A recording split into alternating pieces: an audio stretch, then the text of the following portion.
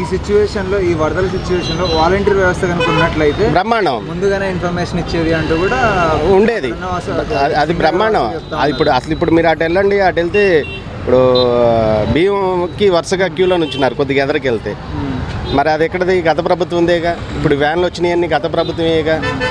3 నెలలు కాదు 30 నెలలు అయినా సరే ఆ బ్రాండ్ అట్లా ఉండిపోతుంది అంతే. అది అంటే ఆల్రెడీ చంద్రబాబు నాయుడు గారు లాస్ట్ టైం కూడా అన్నారు, ఆ రేషన్ పంప్ అది గోన్ సంచి వ్యాపారమా ఏంటని అన్నాడు. అవును, ఇప్పుడు ఆ వెహికల్స్ ద్వారానే వరద బాధితులకి అయితే నిత్యావసర సరుకులు అయితే అదే అన్ని సప్లై చేశారు.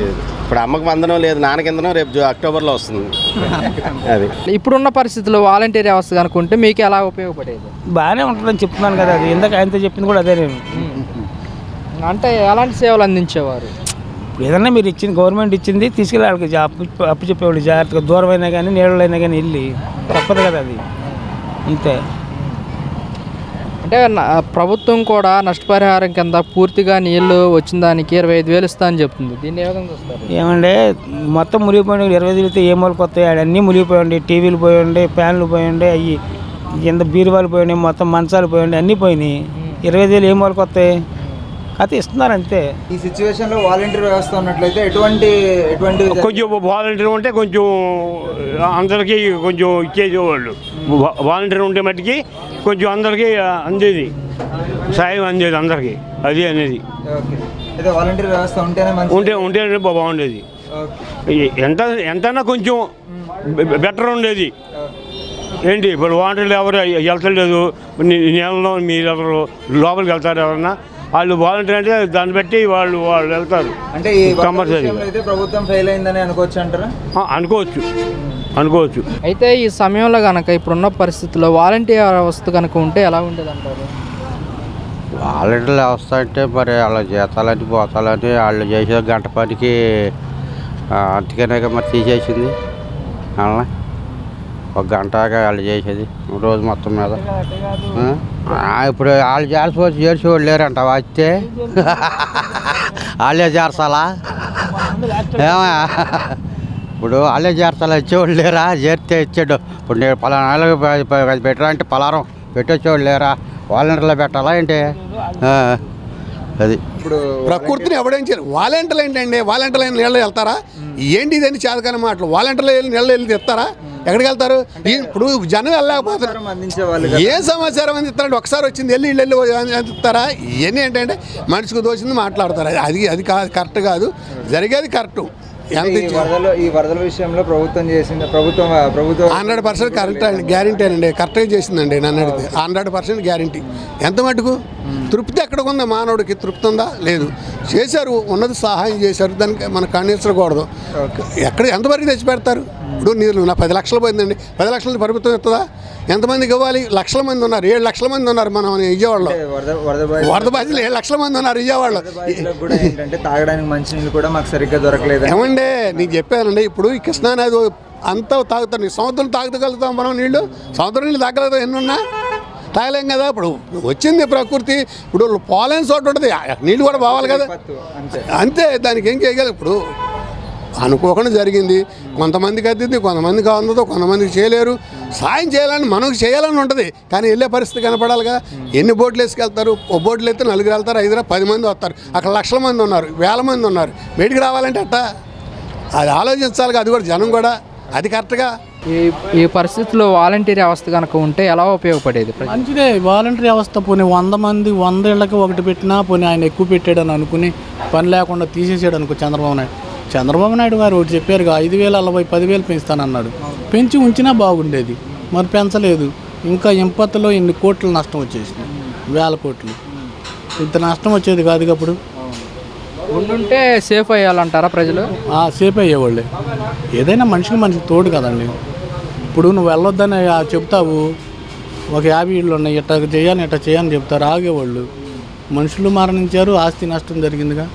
అది అంటే వాళ్ళు ఉండుంటే ముందుగా సమాచారం వెళ్ళేది, ఇబ్బంది ఉండకపోయేది. సమాచారం వెళ్ళేదే, ఇబ్బంది ఉండేది కాదు.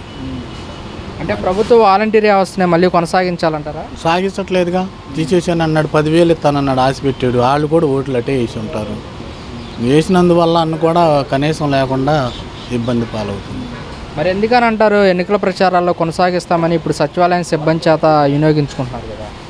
ఇప్పుడు అది ఎన్ని మరి ఆయన లోటుబాట్లు ఆయనకి తెలుసు, మనకేం తెలుసు. చెప్పాడు, చెప్పింది చేస్తాం, చెప్పింది చెయ్యాలి, మరి చేయను అంటున్నారు. ఇప్పుడు ఏం చేస్తాం మనం? అయితే గత వైసీపీ ప్రభుత్వంలో వాలంటీర్ వ్యవస్థ ప్రజలకు ఎలాంటి సేవలు అందించిందంటే మీరు ఏం చెప్తారు? సేవలు బాగానే అందించింది, ఇంటింటికి వచ్చారు, అన్నీ అందించారు. కరోనా టైంలో బాగానే ఉపయోగపడ్డారు, అందరికీ మంచిగా జరిగింది వాళ్ళ వల్ల కూడా. కరోనా టైంలో మనం ఇంటికి వెళ్తాక మన నాన్న చనిపోయినా ఏమైనా జరిగినా వాళ్ళే ముందుండి చేశారని అందరూ అనుకున్నారు, చేయటం కూడా జరిగింది. మనం భయపడినప్పుడు టైంలో కూడా వాళ్ళు ముందుకు వచ్చారనే చెప్పుకోవాలి. మనం భయపడ్డాం రోడ్డు మీద రావడానికి, ఆ టైంలో కూడా వాళ్ళు ముందుకు వచ్చి పనిచేశారు. వాళ్ళ ఉంచితే ఇంకా బాగుంటుందని మేము అనుకుంటున్నాం. అంటే ఇప్పుడున్న పరిస్థితుల్లో వాలంటీర్ వ్యవస్థ కనుక కొనసాగించుంటే ఎలా ఉండేది? బాగుండేది బాబు. ఇప్పుడు కొంచెం ఎక్కువ అవుతున్నారు అనుకో, 50 ఏళ్ళకి ఎక్కువ అని. అంటే 50 ఏళ్ళకి ఎక్కువ అంటే 5,000 కదా. ఒక ఇంటికి 100 రూపాయలు తీయాలంటే రోజుకి 3 రూపాయలు తీసినట్టే కదా. అట్లా కాకుండా 100 ఇళ్ళకి పెట్టినా బాగుండేది. 10,000 ఇస్తానన్నాడు, 100 ఇళ్ళకి ఒకళ్ళని పెట్టినా నడిపేది. అది 100 ఇళ్ళకి ఒకళ్ళని పెట్టినా రోజుకి 3 రూపాయలు తీసే కంటే 100 ఇళ్ళ మీద రూపాయన్నర తీయటం అంటే పెద్ద ఇష్టమే కాదుగా.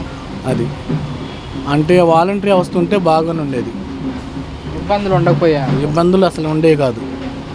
మరి ఇప్పుడు వాలంటీర్ వ్యవస్థ లేక పెన్షన్ కూడా గ్రామ పంచాయతీలకు వెళ్ళి తీసుకొచ్చుకోవడం ఇస్తున్నారు, ఇవ్వట్లేదని అట్లా ఇస్తున్నారు. ఎవరో కూడా వచ్చి ఇస్తున్నారు, టైం సరిపోతుంది. ఈ పనే కాకుండా వాళ్ళు ఎక్స్ట్రా పనులు చేసేవాళ్ళు కదా. కొత్త పథకాలు వస్తే పెట్టుకుంటానికి వాళ్ళు ఉండేవాళ్ళుగా. ఇప్పుడు ఏమన్నా మీ పిల్లలు చదువుకున్నారు, ఇంకా అమ్మఒడి పెట్టుకోవాలంటే ఎక్కడ పెట్టుకుంటారు? కొత్తగా వెళ్ళేవాళ్ళు ఎట్ట పెట్టుకుంటావు? ఇప్పుడు వాళ్ళు ఉన్నారనుకో, ఇంటింటికి వస్తున్నారు, నీకు ఇది కావాలి, ఇది కావాలి. కరోనా టైంలో అన్నీ సప్లై చేశారు, మందులు కానీ అన్నీ. అది గత గవర్నమెంట్లో ఉన్నటువంటి వాలంటీర్ వ్యవస్థ కనుక ఉన్నట్లయితే ప్రజెంట్ ఇప్పుడు సింగనగర్ సిచ్యువేషన్స్ కానీ వరదలు వచ్చిన వరద ప్రాంతాల్లో ఉన్నటువంటి ప్రజల సిచ్యువేషన్ ఎలా ఉండేది అనుకుంటున్నారు? అంటే వాలంటీర్లు ఉన్నట్లయితే వాళ్ళకి అన్నీ కూడా ఇంటి వద్దకే చేరవేసే వాళ్ళు అనుకోవచ్చు. ఇప్పుడు ఆల్రెడీ చేర్చారు, ఇప్పుడు అంతకని ఎక్కువ చేర్చారుగా, నాన్న. అంటే కొంతమంది ఏమంటున్నారంటే మాకు తాగడానికి నీళ్లు కూడా దొరకలేదు అంటూ కూడా చెప్పుకొస్తా ఉన్నారు. తప్పులన్నీ జరుగుతూనే ఉంటాయి, మొత్తం పూర్తిగా చెప్పలేం కదా మనం. తప్పు జరుగుతుంటాయి, కొన్ని జరుగుతూ ఉంటాయి. ఈ దుస్థితిలో ప్రభుత్వం ఫెయిల్ అయిందని అనుకోవచ్చు అంటారా, లేదంటే బాగా చేసిందని మనం అనుకోవచ్చు అంటారా? బాగా చేసింది అనుకోవాలి. ఎట్ట ఫీల్డ్ అవుద్ది ఇప్పుడు, వాళ్ళుగా అంత సహాయం చేయకపోతే ఎట్ట అవుద్ది? ఇప్పుడు బుడవర కట్ట పూడ్చారు, మరి అవన్నీ పూడ్చి అది గవర్నమెంట్ పూనుకోకపోతే అవ్వదుగా. అంటే అవన్నీ కూడా తాత్కాలికంగానే చేశారు, మళ్ళీ చేస్తారు. ఇప్పుడు అసలు గత ప్రభుత్వం అవి కూడా పట్టించుకోలేదుగా. గత ప్రభుత్వం అసలు ఇరిగేషన్ డిపార్ట్మెంట్ని నిర్వహణ చేసేసింది, అంతే కదా. ఇప్పుడు నిర్వహణ చేపట్టి వీళ్ళు పూనుకున్నారు దాని గురించి. ఇది ముందు ముందు ఇంకో బాగుంటుంది. అది వాళ్ళు చేయలేని పని వీళ్ళు చేస్తున్నారు, దానికి మనం యాక్సెప్ట్ చేయొచ్చు. ఈ సిచ్యువేషన్లో వాలంటీర్ వ్యవస్థ కనుక ఉన్నట్లయితే వాలంటరీ ఎందుకంటే వాలంటరీలే పడలేదు జనాలు. వాలంటరీ అందరూ ఏముందంటే అందులో వెళ్ళి పంచాయతీలోకి వెళ్ళి పడుకుని నిద్రపోతామే కదండి, పని చేస్తాం ఎక్కడ. ఇప్పుడు ఈ 4 రోజులు వచ్చారు, 4గురిని పెట్టారు, మొత్తం తీశారు. కొనుక్కుంటా చేయట్లా, అట్లా పని చేయించుకోవాలి. ఏమి చేయరు, చక్క లోన్ పడుకుంటారు అంతే. వాళ్ళు క్యారేజీ తీసుకొచ్చి చక్క లోన్ పడుకుంటుంది. మా ఇప్పుడు మనం 20 మంది 25 మంది వాలంటీర్లు దేనికంటే దేనికి కూడా వాళ్ళు తాత్కాలికంగానే క్లోజ్ చేశారు, కానీ పర్మనెంట్గా అయితే సొల్యూషన్ పర్మనెంట్ కూడా చెప్పాడు కదండి. ఇప్పుడు ఆల్రెడీ ఆ పైనుంచి లాక్కరావాలి, మొత్తం ఎడగొట్టాలి, చేస్తానన్నాడు. ఇప్పుడు ఎమ్మట అయిపోతాయి ఇక పనులన్నీ. ప్రస్తుతానికి ఆగినాయా లేదా? ఎమ్మట అయిపోవాలంటే మన చేతిలో పనిగా కంప్యూటర్ కదండి, ఒక్కని కంప్యూటర్ దగ్గర నుంచి నొక్కేయడానికి. ఇప్పుడు ఒక పని అప్పుడు ఒకసారి కాదు 3 సార్లు అయింది, 3 సార్లు ఎవరు రాలేదా? మరి ఈ వైఫల్యంలో ప్రభుత్వం న్యాయం చేసింది అనుకోవచ్చు అంటారా అందరికీ కూడా? ఇంతమందికి అందరు న్యాయం చేయకపోతే ఏంటంటే, ఆయన తెల్లారి గట్ట 3ంటికి రేత్రి పూట వెళ్ళి అవాజాన్ని చాకరీ చేస్తే ఎవడు పట్టించుకుంటాడండి? సీఎం అన్నవాడు జగన్మోహన్ రెడ్డి ఇప్పుడు సీఎం అయిన తర్వాత ఇంత మట్టికి క్యాన్వాయ్లో నేను ఈ ఆటో తోలుతున్నా ఇన్ని సంవత్సరాల మట్టి, 20 ఏళ్ళ మట్టి క్యాన్వాయ్లో మరి కారులో వెళ్ళిన పాపం చూడాల. మరి ఆయన డైలీ వెళ్ళి మరి అవాజాన్ని సేవ చేసి అన్నీ అట్టగండి, భలే పని. ఎవరు ఆయన అయితే అసలు కింద కూడా దిగేవాడు, హెలికాప్టర్ పైనుంచి చూసేవాడు. అంటే ఈ సిచ్యువేషన్ వాలంటీర్ వ్యవస్థ కనుకున్నట్లయితే ఎలా చేసేది అనుకుంటున్నారు? అలా ఏం చేస్తారు వాలంటీర్ వాళ్ళు? అంటే మాకు ఇన్ఫర్మేషన్ ముందే ఇచ్చేవారు, మాకు తినడానికి కానీ సరుకులు కానీ మాకు ఇంటి వద్దకే తీసుకొని వచ్చేవాళ్ళు అని కూడా అక్కడ వాళ్ళు చెప్తా ఉన్నారు. ఇప్పుడు ఒక విషయం అండి, లాస్ట్ గవర్నమెంట్లో కూడా ఇలా సిచ్యువేషన్ జరిగింది. సిచ్యువేషన్ జరిగినప్పుడు 45 సంవత్సరాలు ఉన్న జగన్మోహన్ రెడ్డి పడవల్లోనూ ఏదేదో బళ్ళ మీద చూసి ఏదో ఆ ప్యాకేజీలు మాట్లాడి చేశారు కానీ 80 సంవత్సరాలు వచ్చినాయి. ఇప్పుడున్న ముఖ్యమంత్రికి 80 సంవత్సరాలు పడవల్లో నీళ్ళల్లో మునిగి ఆయన చేసిన అవసరం ఏంది? ఆయన కూడా సీసీ కెమెరాలో అద్దాలో కూర్చొని ఇవ్వచ్చుగా. 10 రోజులైంది ఇంటికి అయినా ఇవాళ వచ్చాడు ఇంటికి. అంటే ఇప్పుడు ప్రజెంట్ ఉన్న గవర్నమెంట్ అయితే సక్సెస్ఫుల్గానే చేసింది అనుకోవచ్చు అంటారా? చేసింది అంటమేంటండి, చేసిందిగా చేస్తా అంటమేంటి, చేసిందిగా. అదే సార్ మీ ఒపీనియన్గా అడుగుతున్నాను. అదే ఇప్పుడు చేసింది కదా. ఓకే. ఇప్పుడు చేయకపోయినా మనం వాళ్ళని విమర్శించాల్సిన అవసరం లేదు. అవి మన పేకలో మునిగిపోయి ఉన్నాం. ఆ మునిగిపోయింది బెస్ట్గా చేశాం. చేశారు అంతే. ఇంకా అందుకంటే ఇప్పుడు ఆ నిమ్మల రామారెడ్డి గారు ఉన్నారు, ఎక్కడి నుంచి పాలకొల్లు ఎమ్మెల్యే, ఆయన నీటిపారుదల శాఖ మంత్రి. ఆయన రాత్రి భాగాల్లో చూశారు కదా, యూట్యూబ్లో వీడియోలో చూస్తున్నారు కదండి. గొడుగులు వేసుకుని వరదల్లో కొట్టుకుపోయి ఆ వరదలు పెరిగి ఆయన కొట్టుకుపోతే ఆయనకి ఎవరు బాధ్యత వహిస్తారు? గవర్నమెంట్ ఇచ్చేదా లేదా మనం ఒప్పిస్తామా?